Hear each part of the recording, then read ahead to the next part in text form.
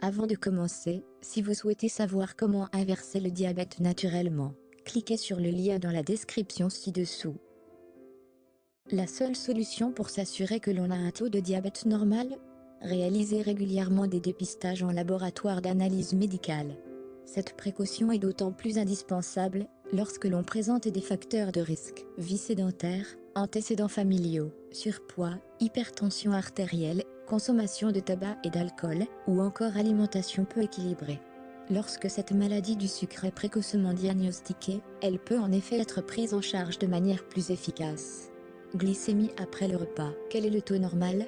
Le taux de glycémie peut se contrôler à jeûne ou après avoir mangé. Dans ce dernier cas, l'analyse de sang se fait en général 2 heures après le dernier repas.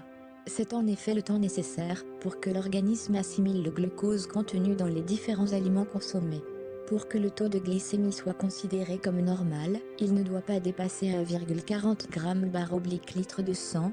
Au-delà, le diabète est diagnostiqué positif. Un suivi médical doit alors impérativement être mis en place pour éviter la moindre complication de santé.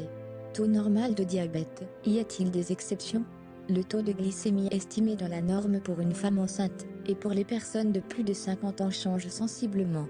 2 heures après avoir mangé, celui de la future maman ne devra pas dépasser 1,20 g/litre de sang.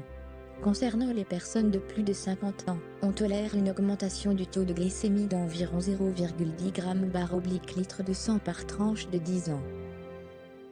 Merci de regarder cette vidéo. Cliquez sur le lien ci-dessous pour savoir comment traiter le diabète naturellement.